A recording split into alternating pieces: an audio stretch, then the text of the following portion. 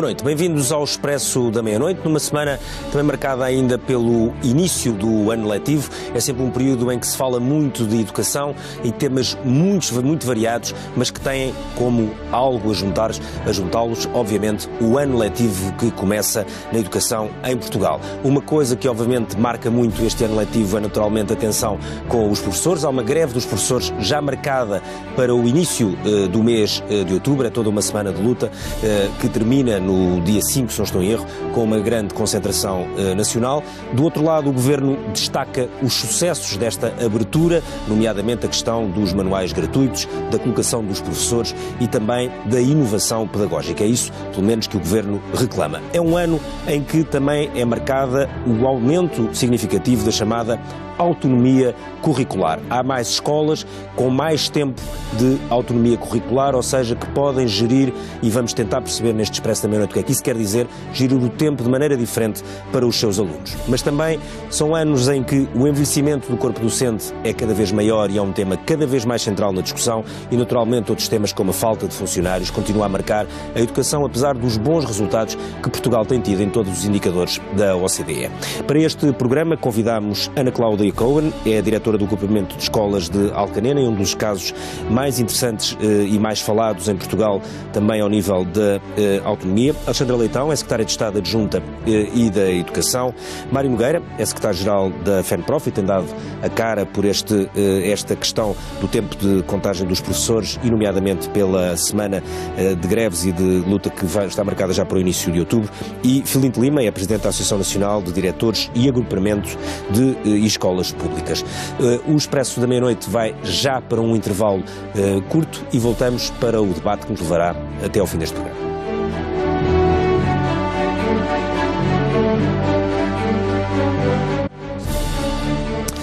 Bem-vindos de volta ao Expresso da Meia-Noite.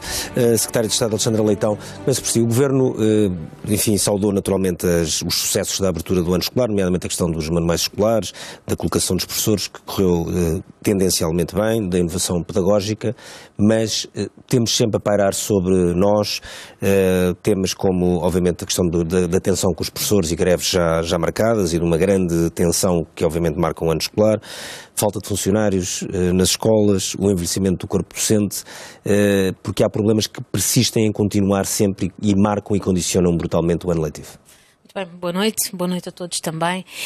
Sim, o início de um ano letivo é sempre um momento de certa forma, ao mesmo tempo de início e de balanço. Exato. E se é verdade que sim, entendemos que há coisas que correram francamente bem, mesmo do ponto de vista dos funcionários, e começando pelo assunto que tem sido talvez mais falado nos últimos dias, é verdade que houve um número reduzidíssimo de escolas com problemas. Temos mais assistentes operacionais nas escolas em função da portaria do rácio que em setembro do ano passado foi aprovada. São momentos em que todos os olhos se focam, como é evidente, no sistema de ensino e, portanto, certas situações vêm ao de cima, embora o balanço que fazemos é francamente positivo. Quer ao nível da colocação de professores, quer ao nível dos novos projetos pedagógicos, quer ao nível também mesmo dos aspectos relacionados com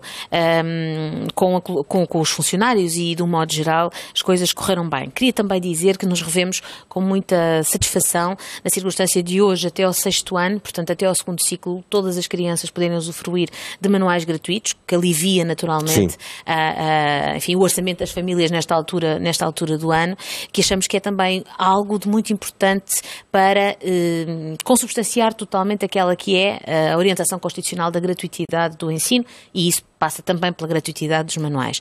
Quanto à questão da tensão com os professores, se me permite, e para não escamotear esse ponto, eu gostaria de dizer uma coisa que já recentemente disse e que queria aqui deixar bem claro.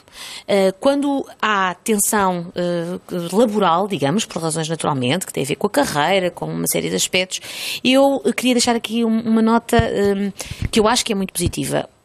Os professores portugueses têm a total capacidade de entrar na sala de aula e deixar esses problemas à porta e tratarem e porem todo o seu brio, todo o seu zelo, toda a sua capacidade e competência naquilo que é a sua função mais nobre, que é lecionar.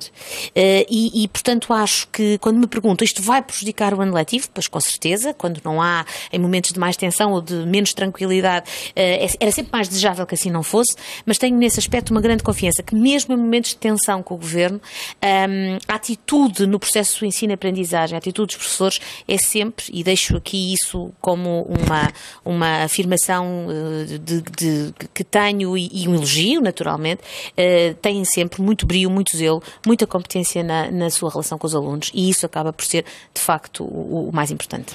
Mário Nogueira, nós terminámos o ano letivo do ano passado com uma série de questões ligadas aos exames, de greves, etc., que foram, enfim, que provocaram menor atenção e alguma insegurança aos pais, aos alunos. Ainda agora estamos a entrar no ano letivo já com uma greve marcada. Eu não quero que este programa seja só sobre isto, como é óbvio, estamos aqui a discutir um tema mais vasto, mas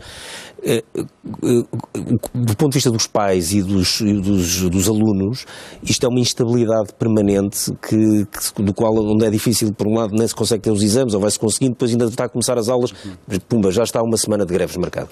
É verdade, e na verdade eu acho que até é um bocado irresponsável que o Governo... Parece que nunca saímos do mesmo filme. É verdade, e eu acho que é um pouco irresponsável que o Governo e o Ministério da Educação, mas o Governo, eu diria, porque seria injusto aqui limitar ao Ministério da Educação, há aqui muito de finanças e com certeza do Governo na sua globalidade, de continuarem a manter esta tensão não respeitando a lei, não respeitando os compromissos que assumiram com os professores em novembro de 2017, não respeitando o artigo 19 da Lei do Orçamento e não respeitando nada disso. Aliás, aquilo que a Sra. Secretária de Estado acaba por dizer são sempre palavras bem-vindas. Aliás, não há ninguém neste país que consiga dizer que os professores, por razões das suas reivindicações, seja dos seus direitos socioprofissionais, das suas condições de trabalho, deixam de ser, e eu agora até, usando a expressão do Sr. Presidente da República, deixam de ser dos melhores do mundo, porque na verdade serão dos melhores do mundo, evidentemente que sim, e portanto não se compreende como é que um grupo profissional que tem um desempenho tão positivo, como ainda agora também foi reconhecido pela Sra. Secretária de Estado,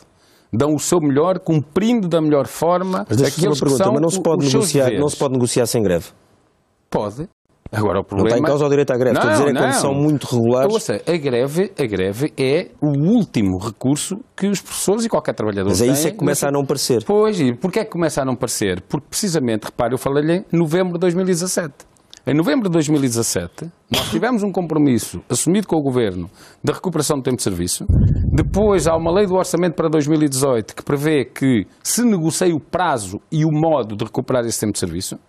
E nós estamos em outubro, praticamente, finais de setembro de 2018. O Orçamento de Estado para 2019 está aí, agora a começar a ser negociado.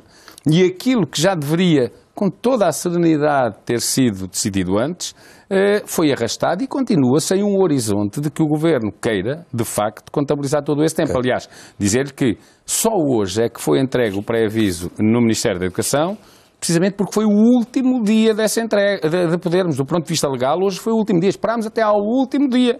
Agora, ainda temos, daqui até dia 1, pelo menos uma semana, e portanto estamos a aguardar uma reunião que o Ministério da Educação com certeza marcará para muito breve, para prosseguir, e eu costumo sempre dizer que se uma greve começa às 0 horas de um dia, até às 24 horas do anterior, é sempre tempo de negociarmos. Agora, há momentos em que recorrer à luta, e não é uma luta fácil, as pessoas fazem esforço, têm um esforço financeiro que gostariam de não ter, e portanto eu diria que é o último recurso, mas quando é preciso não podemos deixar de fazer. Mas já agora, só sobre outros aspectos do ano letivo... Mas já lá vamos. Diga. Filipe Lima, como representante, enfim, dos diretores dos agrupamentos escolares, esta tensão permanente prejudica muito, enfim, o foco nas questões da educação e da organização da escola, etc. ou não? Ou já estão habituados a viver com isso? Muito boa noite. Nós, de facto, tivemos em agosto um dos meses mais trabalhosos nas escolas, nos últimos anos. Reconheço que os meus colegas, temos 811 diretores no país, fizeram um trabalho de excelência... 811 diretores de agrupamentos escolares? Sim, 811 no nosso país fizeram um trabalho de excelência para quê? para que o arranque do ano letivo fosse positivo. Eu considero este arranque positivo, embora tenha dito publicamente, e torno a dizer aqui, que há uma sombra que está de facto carregada, portanto, por trás deste arranque positivo, que é a possível greve dos professores, que vai acontecer de 1 a 4 de outubro em regiões do país, concentrações, manifestações. Mas eu concordo com o que disse a Sra. Secretária de Estado. Os professores têm a capacidade de, quando entram na escola, apesar de desmotivados, apesar de desiludidos, eles esquecem isso. E, portanto, os nossos alunos, pelo menos nas escolas públicas portuguesas, não são prejudicados. Os pais podem ficar descansados. Agora, é evidente que esta tensão não nos agrada. Tomáramos nós, diretores, que também somos professores, é bom que se diga, que o Ministério da Educação tenha chegado a um acordo, ou tivesse chegado a um acordo com os sindicatos. Para mim, Ricardo Costa, e eu também vou naquilo que disse o Mário Nogueira, há aqui o Ministério das Finanças que é importante chamar à pedra. O Ministério das Finanças, eu acho que devia de olhar para a sua educação, também neste caso dos professores, também na situação dos assistentes operacionais. Também queria saudar o Governo que hoje, o Ministério da Educação que hoje deu mais de 200 contratos às escolas, um balão de oxigênio que ainda não chega. 200 auxiliares. 200 contratos para auxiliares, um bom balão de oxigênio que ainda não chega, mas é um passo positivo.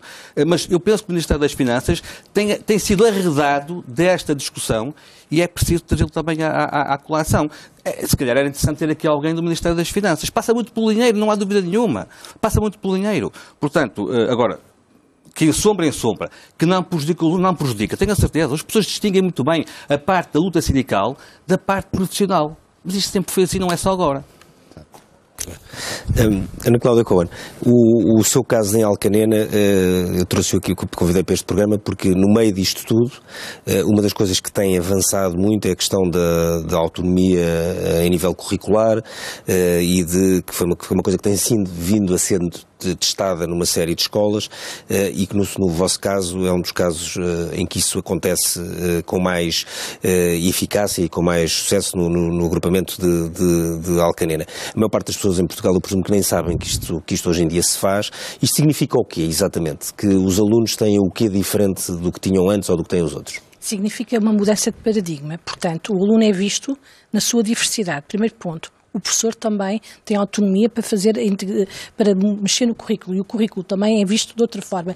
Resumindo, se nós tínhamos o currículo formal e que os professores muitas vezes agarrados a manuais, com aqueles horários normais, sim, e com aqueles conteúdos todos, e que era estático e era compartimentado, o professor agora é coautor do currículo. O professor pode e deve integrar o currículo da sua área de saber com outras, portanto fazer projetos interdisciplinares, pode juntar disciplinas, e por outro lado, pode até acrescentar outros conteúdos ao currículo, nomeadamente fazer integração curricular com o currículo local. Porquê é que vocês decidiram avançar logo?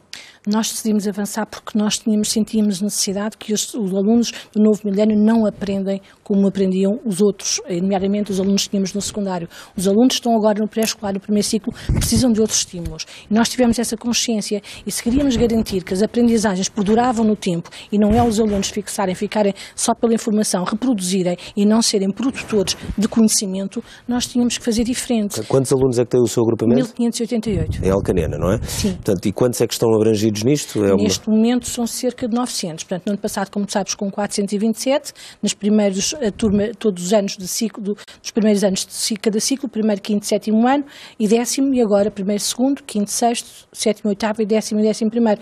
Os horários mudaram também, os alunos têm paragens, vão intercalando, às vezes têm 3 professores na mesma sala de aula, mudou o conceito de conselho de turma para a equipe educativa, porque se nós atribuímos uma responsabilidade, seja do desempenho dos alunos ou de um projeto a uma equipa, e se no segundo ciclo é muito fácil, se atribuímos 2 ou 3 disciplinas ao mesmo professor, eles têm todos 2 ou 3 turmas, são os mesmos, em vez de reunirem em conselho de turma, reúnem em equipas educativas. E, portanto, é uma outra forma de estar. Os alunos, por vezes, não estão na sua turma, estão com outros, consoante o projeto ou consoante as dificuldades que têm. Ou seja, nós fazemos. Como é que reagiram pais, os próprios alunos e os própriros professores? Não acredito que toda a gente tenha reagido bem, ou que é uma coisa diferente, não é? Não, mas a questão é mesmo esta. A flexibilidade, como está, a autonomia que que a tutela nos dá, concede através do diploma, que foi publicado a 6 de julho, é isso mesmo, portanto, permite-nos ir aos 25%. Mas nós não temos que flexibilizar por flexibilizar, é só aquilo que faz sentido. E, portanto, aquilo que nós queremos é, de facto, adaptar o currículo, fazer a integração para fazer sentido, para que as aprendizagens sejam mais eficazes. E os alunos, quando vão ao contexto, quando nós fazemos parcerias com as faculdades, levamos a um centro tecnológico, levamos a um Ciência Viva e levamos a experimentar no terreno, os professores tiveram capacitação, temos a sala de aula sem paredes, ou seja, qualquer espaço pode ocorrer aprendizagem. Tudo isto motiva-os e eles dizem que aprendem melhor. Os pais também, nomeadamente o tema que nós escolhemos no ano passado, foi caminhando ao longo da nossa história. Como integramos o currículo local, não imagina a adesão dos pais a quererem colaborar também nos projetos que foram criados ao nível de cada turma. Portanto, agora, há uma coisa que é verdade. Na escola, nós temos sempre professores que aderem a todas as inovações e outros que resistem mais e outros que ficam à espera de ver o que é que dá para entrar. Agora, nós temos que respeitar essa diversidade. Aquilo que foi dito é verdade. Os professores são, de facto, fantásticos naquilo que fazem todos os dias. Lutam sempre pelo melhor pelos seus alunos. Agora, só o fazem se sentirem bem na sala de aula. E têm que se sentir bem. Não pode haver receitas de, não, agora tens que te juntar com aquele professor e porque estamos na era da interdisciplinaridade e vais dar aulas em conjuntos. Não. É o professor que decide, é o conselho de turma que decide. E nós, diretores, cabe-nos a nós respeitar a diversidade e o estilo de cada professor. Ora, se o fizermos, há uma contaminação dos pares. Começa num conselho de turma, às vezes um projeto começa com 2, 3 disciplinas que estão a trabalhar mais interdisciplinarmente, depois, ao longo do projeto, portanto, que é sempre um projeto é sempre longitudinal, vão entrando outros professores que se entusiasmam, outros que fazem só colaborações mais pontuais, mas tudo isso não há receitas e não tem que haver uma réplica do que se passa nesse conselho de turma naquele. O conselho de turma é soberano e isso também é importante, porque antigamente nós fazíamos só mais articulação ao nível do departamento, não tanto ao nível do conselho de turma, e parece que o conselho de turma não se responsabilizava, não tinha aquela responsabilidade, porque as estratégias que implementava têm que ter resultados. E muitas vezes não se mediu o impacto. Hoje não. Hoje está tudo a trabalhar, quando se sentam, sabem que são eles que têm competência para delimitar essas estratégias, o que é muito importante. Portanto, na minha ótica, não se pode impor, antes pelo contrário. E quando os professores sentem a necessidade, então há mudança. Agora, não tenho a veleidade de dizer que toda a gente no agrupamento vai à mesma velocidade. O que existe é uma cooperação profissional. Sim. E o profissionalismo dá respeito e orgulho pelo aquilo que fazemos. Filipe Lima, estes exemplos como o de Alcaner encontram-se pelo país todo ou é desigual? Porque isto são experiências novas. Nós, diretores, falamos muito de autonomia. Isto, de facto, é autonomia na gestão do currículo. É isto que nós queremos. Portanto, cada escola ou cada agrupamento escolar decide uma percentagem do... Nós, nesta primeira fase, no ano passado, fase piloto, 235 escolas entraram no projeto. Sim. Este ano, suponho que, pelo menos no ensino básico, esse número aumentou bastante. No secundário, aumentou também, de uma forma mais ligeira. Porquê? Porque no secundário, na minha opinião, temos um ciclo perdido, porque é um ciclo de ensino que portanto, tem por objetivo os exames. Ou seja, o exame que se vai fazer no 12º ano, que dá acesso à faculdade. Aliás, no secundário estão muito focados para o exame e, portanto, é mais difícil. O que eu queria fazer aos seus reitores era discutir o modelo de acesso ao ensino superior. Era muito importante também que os seus reitores se pronunciassem, não será hoje com certeza, mas pronunciassem sobre uma matéria que nós, diretores, temos falado e até com o FAP, portanto a Associação Ligada aos Pais também tem falado. Mas é esta autonomia que nós queremos. Estou em crer que este ano, este modelo da flexibilidade será estendido por muitas mais escolas do que aquelas que o ano passado, portanto, estiveram e desempenharam e de facto foi um sucesso. Eu quero dizer, por exemplo, no seu agrupamento muito bem, sim, com certeza que sim. O ano passado nós também avançamos, nós temos cerca de 2.300 alunos, eu sou de Vila Nova de Gaia e fizemos uma mudança entre muitas. Por exemplo, no 7º ano, a História e a Geografia, a História era semestral com a Geografia. Tivemos um sucesso de 100%, tivemos alunos muito motivados, tivemos 2 professoras, que eram as professoras dessas turmas, que nos deram o melhor dos feedbacks e, portanto, este ano iremos repetir também essa situação, entre outros exemplos que eu aqui poderia dar em relação à flexibilidade. Mas não foi só o único diploma, embora deu grande ênfase a esta situação. A Escola Inclusiva é um diploma muito importante, é um diploma que muda o paradigma de um decreto-lei que durou 10 anos, o que é para admirar. na educação muda tudo diariamente. Sim. Este durou 10 anos, muito positivo, mas percebeu-se que a escola inclusiva podia ser potenciada. E é potenciada. Quero dizer, Ricardo Costa, que a escola inclusiva também vai responder não só aos alunos com necessidades educativas especiais, mas àqueles alunos também que têm capacidades excepcionais de aprendizagem, que muitas vezes a escola pública e a escola privada não respondem a este tipo de alunos, que ficam desmotivados, que vão para as aulas. Algumas aulas são uma seca, porque eles já sabem a matéria que a professora vai ensinar, e eu também, embora sei, uma das críticas foi que o diploma só saiu em julho, mas de facto temos um ano, este ano é um ano de transição, para que de facto este diploma possa ser implementado a 100% no próximo ano, embora eu quero dizer que eu considero que a escola pública portuguesa é inclusiva, tenho dúvida que a sociedade portuguesa seja inclusiva. Eu acho que temos ainda uma sociedade seletiva. Deixe-me só dar um exemplo. O ano passado, no ensino superior, 231 alunos desistiram, com deficiência desistiram. Alguém se importou com isso? Parece que ninguém se importou. Outro exemplo muito rápido. O Ministério da Educação gasta rios de dinheiro, bem gastos, com os nossos alunos, portanto, com necessidades educativas especiais. Estes alunos, quando têm 18 anos, ou quando chegam aos 20, muitos deles, em vez de irem para uma CERSI, para uma APP, continuar o seu percurso profissional e até académico, vão para casa. Era preciso que, para além, portanto, destes anos que eles passam e que têm um percurso excepcional muito positivo, que o Estado, claro que não seria o Ministério da Educação, protegesse estes jovens. Muitos vão para casa como antigamente. Okay. Mário Nogueira, pode ser defeito meu. Pode ser defeito meu, mas eu nunca ouço falar destes temas.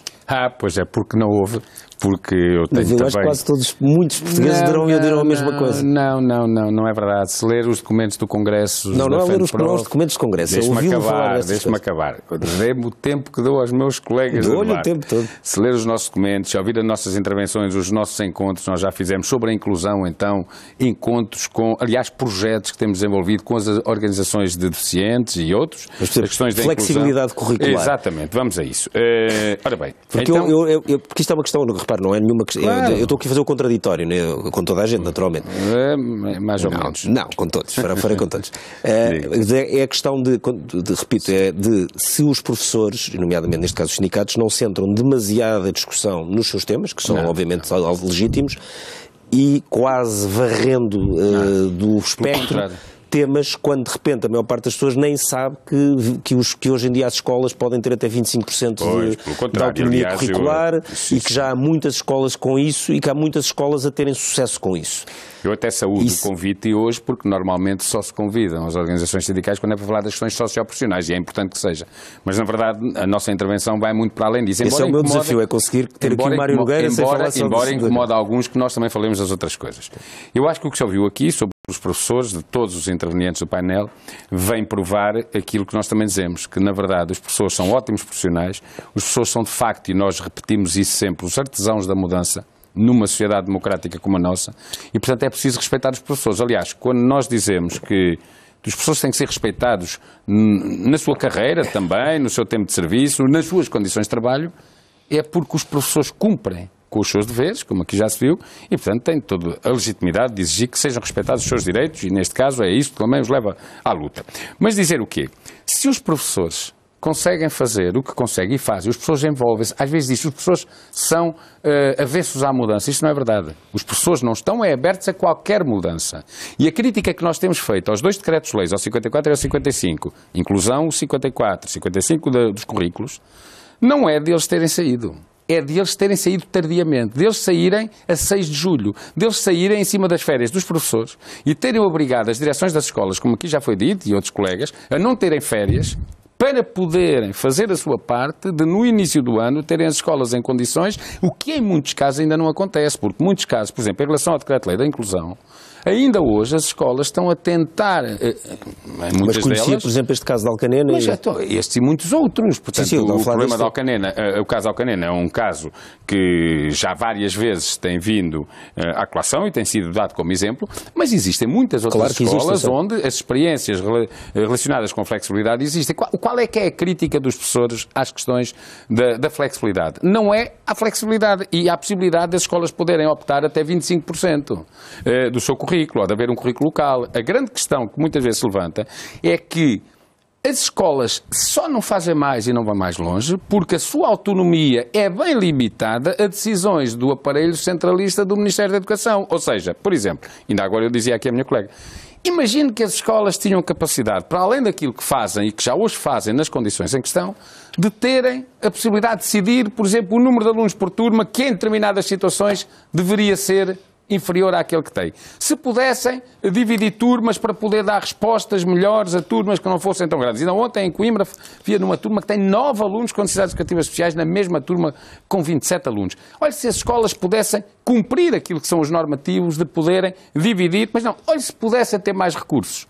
O grande problema que hoje se coloca para que muitas escolas possam avançar com estas experiências que são riquíssimas e que, como se disse, as pessoas se envolvem quando percebem que os resultados existem, imagine-se que as pessoas tinham horários de trabalho que não aqueles que lhes são impostos, em que trabalham, segundo estudos que há feito, mais de 46 horas, não são as 35. Isso é o que está na lei. Mais de 46 horas por semana. Imagine que as turmas podiam ser a sua dimensão decidida na escola no quadro da sua autonomia pelos seus órgãos pedagógicos. Imagine que, por exemplo, as escolas tinham recursos, que de cada vez que precisavam de reduzir o número de alunos por turma, não precisavam de ir pedir autorização superior, como se alguém lá em cima é que soubesse. E, portanto, se nessas outras condições, de facto, de autonomia que as escolas pudessem ter em todos os níveis, e não apenas uma autonomia limitada, e muitos já fazem nessa autonomia limitada, imagine que tinham um corpo docente mais jovem, com outras dinâmicas, até com outros ritmos. Imagine isso. Imagine que era possível esses jovens, com novos conhecimentos, novas competências, cruzarem-se com a experiência dos mais velhos. E este é um problema que estamos a ter. Hoje as escolas estão envelhecidas e um dia destes há um corpo docente experiente que sai e há um corpo docente absolutamente inexperiente. Aliás, nem sei se há um corpo docente. Nós olhamos para aquilo que foram as candidaturas dos jovens este ano para os cursos de professores e não os há. E não usar porquê? Bem, porque eles veem o que é a sua carreira. Então, desemprego, precariedade. Não, mas isto para dizer o quê? Já lá vamos, que é um bom só tema para terminar, também. A questão da inclusão. Este diploma da inclusão é importantíssimo porque acaba de uma vez por todas com uma classificação que era uma classificação clínica, portanto a CIF, não era? Que era o único critério de referenciação de alunos. Cria uma situação em que os apoios não são necessariamente e apenas para os alunos que têm necessidades educativas especiais, são para todos. Agora, é preciso, em primeiro lugar, reorganizar a escola. Em segundo lugar, explicar que os centros de apoio à aprendizagem não são as unidades especializadas onde existiam e onde não existiam as pessoas nem sabem bem o que é que serão. É preciso que as escolas tenham recursos. E é preciso que o professor da turma, que é reconhecido ou que é dito que é o professor de todos os alunos, incluindo os que têm grandes dificuldades, tenha condições ao nível do número de alunos com que trabalha diariamente e dos apoios que tem para fazer aquilo que se lhe exige, que é a diferenciação pedagógica. Ora, imagine-se que no nosso país havia investimento efetivo na educação. Onde é que nós já íamos, não é? Secretário de Estado, esta questão, quando vemos os casos de grande sucesso e da questão dos projetos de autonomia e flexibilização curricular, e como o caso da Alcanena, como outros, como o professor Filino também já falou, quando nós olhamos para isto, muitas vezes dá a ideia de fora, eventualmente errada, que isto, enfim, o Ministério da Educação, 5 de outubro, faz uma lei ou faz um decreto, não sei exatamente o que é, e depois isto depende muito da capacidade daquela escola, da capacidade do corpo docente daquela escola, da vontade daquelas pessoas, porque as condições depois são muito assimétricas. Ora bom, permita-me aqui dizer 3 ou 4 coisas. E quando eu digo condições é desde materiais a condições de vontade, não é? Muito bem, 3 ou 4 coisas que já passou quase uma ronda e meia e, portanto, há aqui várias coisas sobre as quais eu gostava de falar. Centrando-me na questão que me está a colocar e deixando, eventualmente, para outro momento, outros assuntos que já foram também bastante falados. Eu queria começar por dizer que a verdade é que, respondendo ao que me diz, quando o projeto é autonomia e flexibilidade, quando o projeto é privilegiar a diversidade, é óbvio que as escolas têm que responder a isso e ter em cada escola as suas soluções. O que estes diplomas trazem de novo é permitir às escolas ter essas soluções. E claro que depois, como aliás a senhora diretora disse, há escolas que vão abraçar com mais ânimos, com menos ânimos, logo no secundário, outras não, ao sabor daquilo que são os seus alunos, a sua realidade de corpo docente e discente, a sua realidade de comunidade educativa. Mas é essa diversidade que agora é permitida e que antes não é. E apesar de ter aqui sido, enfim, referido... Embora já agora, quando diz é permitente, não é? Há uma questão que é, enfim, eu tenho ainda filhos em idade escolar, mas já são no liceu, a questão é a instabilidade com que todos nós somos confrontados, que é muito complexa, não é? Ou seja, os governos vão mudando, e eu já pertenci também a Conselhos Gerais de Escolas, às alturas os Conselhos Diretivos queixam-se quase que têm que ter pessoas só para ler a legislação que sai permanentemente, isto acontecia no governo anterior, acontece neste, que é permanentemente a gente só a ler as leis para perceber o que é preciso fazer numa escola. Quanto aos 2 diplomas de que estamos aqui a falar... Não estou a falar destes 2, estou a falar da quantidade. Mas, enfim, eu falo por aqueles que são medidas do atual governo. Sim, claro que há muitos necessários, mas há muita produção legislativa. Dos professores. Não, eu não estou a falar destes em concreto. Mas eu, como compreendo, falarei daqueles que dizem respeito ao governo que pertence e à equipa do Ministério da Educação que pertence. Enfim, substitui de facto um diploma de 2012, portanto tem estes anos, outro era aliás mais antigo, e portanto não creio que essa realidade, essa constante mutação seja francamente algo que se possa invocar relativamente a este governo. Eram alterações que eram pedidas pelas escolas, atendendo a uma solução altamente espartilhante que resultava do Decreto-Lei 139 de 2012. E isso é, acho eu, consensual nas escolas. O que é o Decreto-Lei de 139 de 2012? Enfim, era o das metas curriculares e aquele que obrigava a uma lógica de escola muito unitária, muito monolítica e com a qual exatamente estes diplomas pretenderam cortar e fizeram. E, aliás, também permitam-me dizer que estes diplomas... Deixa-me só fazer um contraditório, que para os alunos, para quem atravessa o liceu estes anos todos, ao ensino secundário, tinha o que existia antes, depois teve o período todo do professor Nuno Crato, com um modelo de educação e de escola, agora tem outro que é diferente. Ricardo, repare, todos estes... parece que muda de país sem mudar, não é? Sobre os deste ano, sobre os deste governo, permitam-me dizer 2 coisas importantes. Primeiro, teve piloto. Segundo, teve uma amplíssima teve piloto, ou seja, foi aplicado no ano anterior. E segundo, teve uma amplíssima discussão pública. Nas tais 200 e tal escolas. Teve uma amplíssima discussão pública de meses em que essa participação enriqueceu e deu a conhecer o diploma às escolas ainda antes dele ser aprovado. E, portanto, quando se diz que o diploma saiu tarde, eu sublinho que o tal 139 de 2012 saiu no dia 5 de julho, saiu no dia 6 de julho, portanto, não é tanto por aí, mas a verdade é que a amplíssima discussão pública que precedeu a publicação destes diplomas permitiu às escolas, e creio que já os senhores diretores têm essa noção, permitiu às escolas irem conhecendo o diploma ainda antes de ele estar em vigor. Mas permita-me dizer uma coisa que não posso deixar de dizer. A maior instabilidade que as escolas portuguesas conhecem prende-se com a repetição de concursos e com a circunstância de nós raramente conseguirmos ter uma estabilidade de 4 em 4 anos nos concursos. Estou a falar dos concursos de colocação de professores. E quando nós mudamos, e por circunstâncias várias, somos obrigados a repetir concursos, isso é a maior instabilidade, porque as pessoas estão sempre a mudar. E não é só mudar, e esta instabilidade não é só sentida pelos alunos, que não criam, se calhar, a mesma relação com o professor que fica 3 anos. Não se resolveria... É também, se me permite, é também algo que é muito penoso para os senhores diretores, porque preparam uma equipa que adere a um projeto e no ano seguinte têm uma equipa diferente ou uma renovação aconteceu este ano de 1/4 ou de metade dos professores. E não há projeto educativo que se mantenha quando nós movemos 15 ou 16 mil professores todos os anos. Isto não se resolveria com a maior autonomia das próprias escolas? É uma velha discussão. É uma velha discussão. É curioso que o senhor professor Mário Nogueira, quando refere à autonomia das escolas, fala do número de alunos por turma, é um avanço que nós estamos a tentar fazer, aliás reduzimos este ano o número de alunos por turma. Quando fala do desdobramento de aulas, o despacho de organização do ano letivo já o permite fazer, mas curiosamente não fala da autonomia para contratar professores.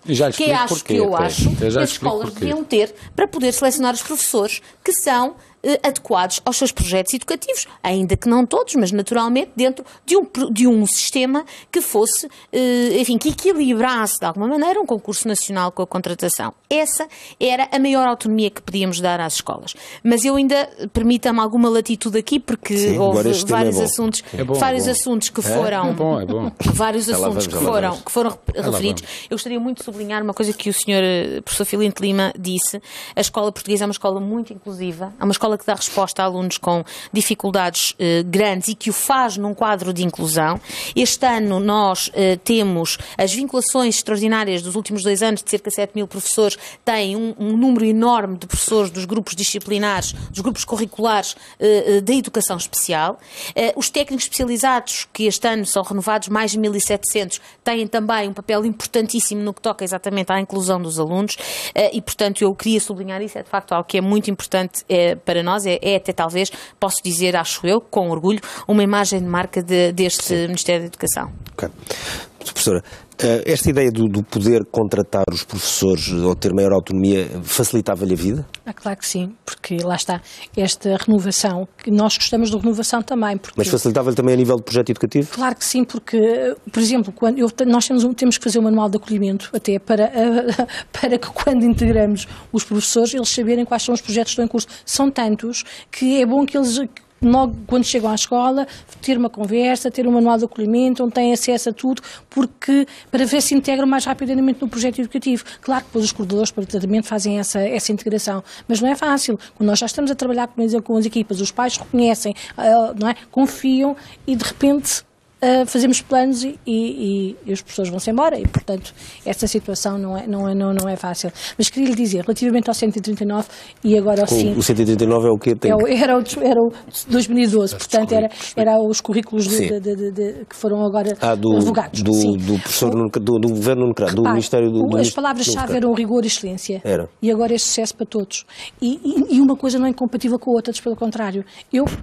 No nosso agrupamento, nós primamos sempre pelo rigor e pela excelência, e temos ótimos resultados dos exames, mas queremos alargar a base da pirâmide do sucesso para todos, porque temos 163 crianças de necessidades educativas especiais. Mas não é confuso lidar com alterações de 4 em 4 anos de políticas educativas? A sociedade está a mudar. Repare, como é que nós podemos responder num quadro de escolaridade obrigatória de 12 anos, que, apesar de ter sido instituída antes de 2012, em 2012 não se fazia sentido porque eles não estavam no ensino secundário, como é que nós depois, com este alargamento da escolaridade obrigatória, respondemos a uma sociedade que está completamente diferente? Portanto, a escola tem que dar resposta. A escola tem que promover competências sociais, metacognitivas e cognitivas aos alunos. Tem que responder, caso contrário, se houver um divórcio, ninguém a reconhece como tal. E, portanto, estes diplomas decorreu disso. Portanto, e nós temos alunos muito diferentes, como digo, eu tenho 163 crianças e alunos com necessidades educativas especiais. E primamos por ter para eles, cada um com que eles constituam o seu projeto de vida e que sejam felizes. E eles são felizes. E aparecem sempre nos filmes promocionais do agrupamento, das diversas formas, e são muito felizes lá dentro. Porque tratamos com muito carinho, como com os outros todos, com a mesma importância que levamos um aluno para a medicina. Mário Nogueira, diga. Você não fala de facto desta coisa da possibilidade de contratação das escolas, poderem contratar os... Estou aqui mortinho para falar. Então, eu acho estranho, eu acho curioso, aliás, duas curiosidades. A primeira é perceber que a senhora Secretária de Estado do Ministério que acabou com as bolsas de contratação de escolas já tem saudades delas. Portanto, essa é uma curiosidade. A outra curiosidade é que podíamos começar até por falar na possibilidade e na autonomia que as escolas deveriam ter para poderem contratar os assistentes operacionais de que necessitam. E o que acontece é que hoje não podem porque é o Ministério.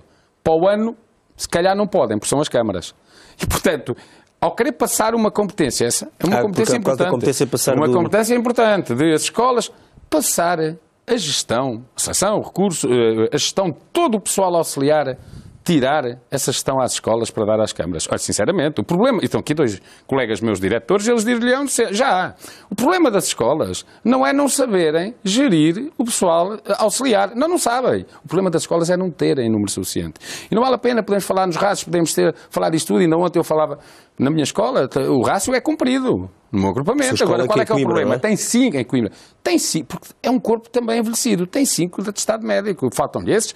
Os atestados e há outras situações. Portanto, o nível dos assistentes operacionais é uma falha. Eu, quando ouço o Ministério da Educação falar que vão contratar os 500 e tal, 530, ou 534, ou 36 assistentes operacionais ou auxiliares, não. Vão contratar 530 e qualquer coisa tarefeiros, até 4 horas por dia, a 3,80 €. E se tiverem que contratar, como há dias estive numa escola, 5 horas alguém, têm que contratar 3 e outro 2. Sim. Quer dizer, isto é uma realidade. Relativamente aos professores, vamos aos professores. Se não se estabilizaria muito mais o quadro das escolas, se as escolas tivessem autonomia de contratação. O que é que estabilizaria o quadro das escolas? E atenção, estabilizar e melhorar a oferta educativa, no sentido de que o projeto educativo da escola ou do agrupamento X... Ricardo, isto é que os meus colegas também que poderão dizer isso. E o Sr. Secretário de Estado também, porque conhece bem a realidade. O que iria estabilizar as escolas e o corpo docente das escolas não é a possibilidade de poder ou contratar diretamente ou através dos... Era o corpo docente das escolas pertencer às escolas. Era o quadro de professores das escolas corresponder às necessidades reais que as escolas têm. Sabe qual é um dos problemas que hoje acontece? Os professores contratados, o Ministério da Educação vai dizer, porque é verdade, que integrou nos quadros, nestes anos da legislatura, 7 mil professores, com mais 4 mil que vêm de trás, 11 mil professores que nos últimos anos entraram. Ouça, a legislação, e aqui nós somos desfavoráveis a isso, o Ministério, aliás, nós defendemos isso e o Ministério é contra, a legislação impede que um professor contratado possa entrar num quadro, vinculando, não é, diretamente no quadro de uma escola. E isso era o mínimo. Se a escola precisa dele, ele devia poder contratar. Por isso é que sobraram, o ano passado, e este ano também, não tantos, este ano um pouco menos, mas o ano passado sobraram 2 mil lugares no concurso de acesso de contratados aos quadros, porque eram lugares de quadro de escola que os contratados não puderam entrar. Portanto, se as escolas tivessem um corpo docente, que os seus quadros fossem os adequados às reais necessidades que as escolas têm, não havia o problema de quem contrata, de quem isto, de quem renova, quem nada, porque eles estavam lá, não era para 4 anos, era para a vida. Percebe? E não se pode... Só uma última notinha. Sim, sabe que a contratação...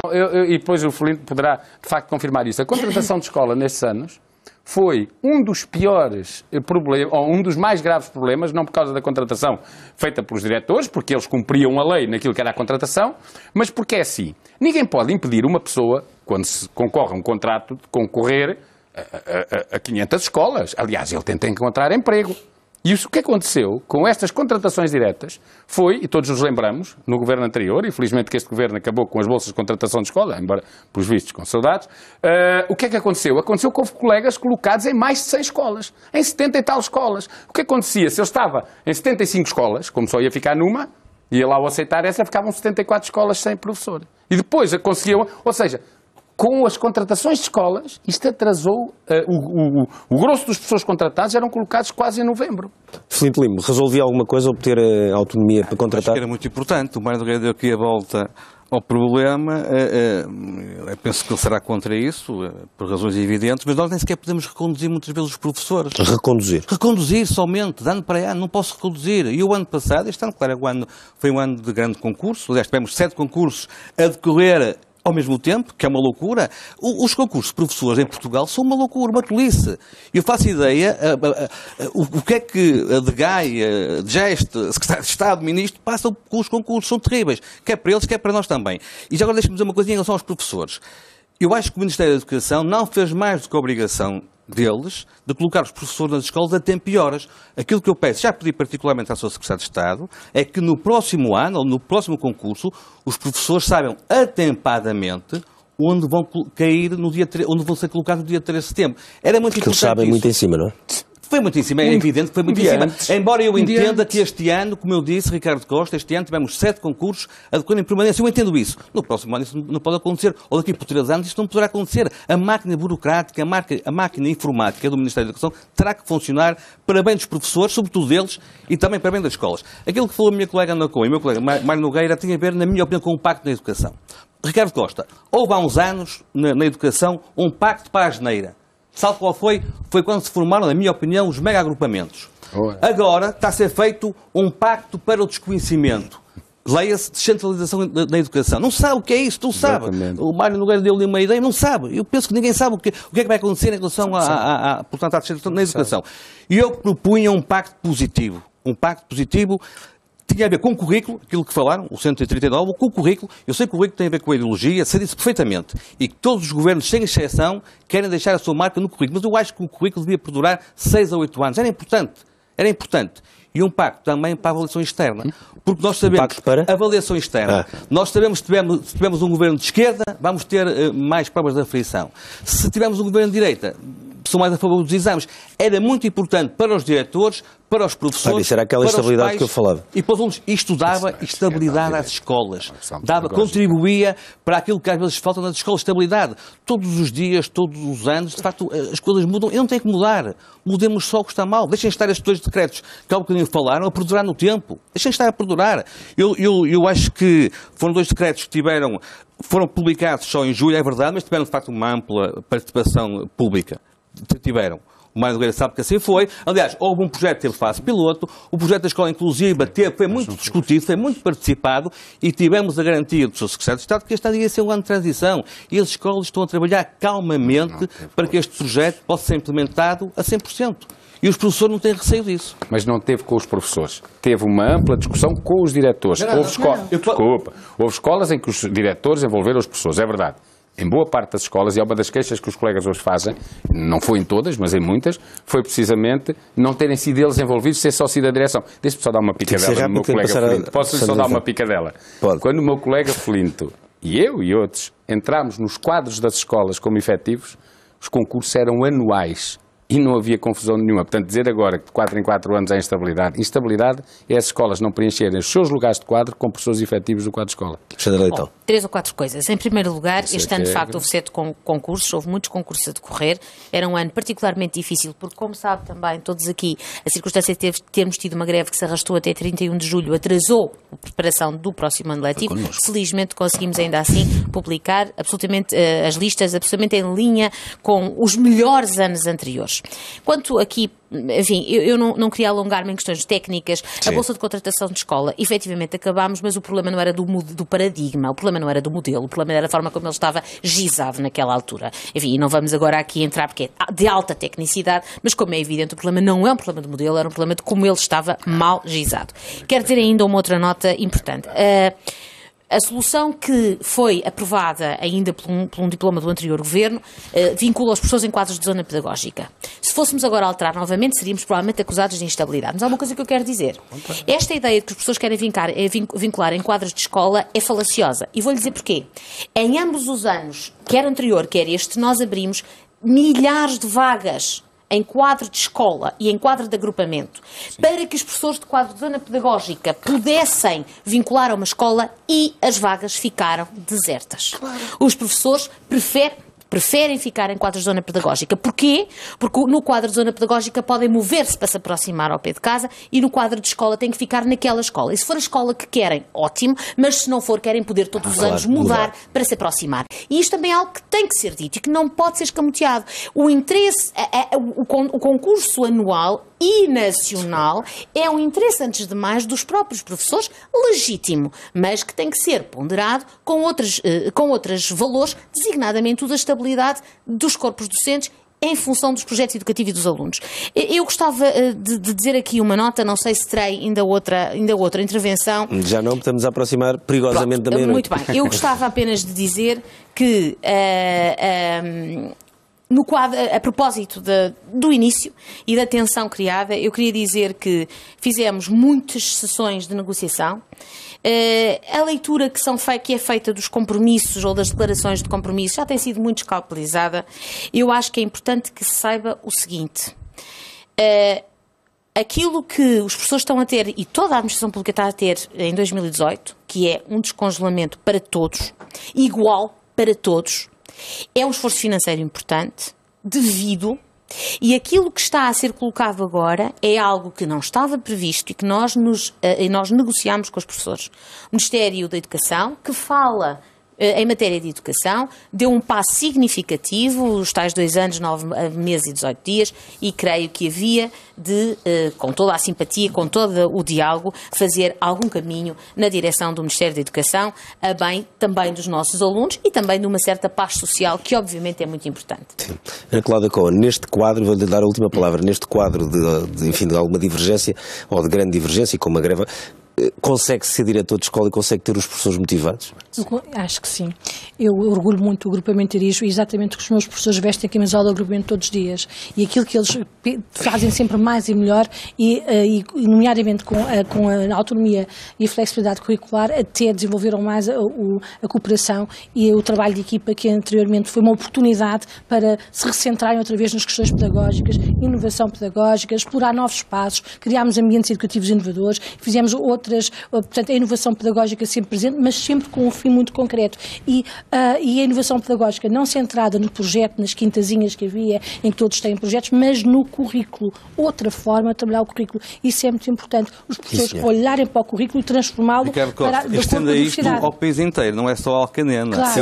Não, claro, estava a partir deste exemplo. Claro. Temos que ir à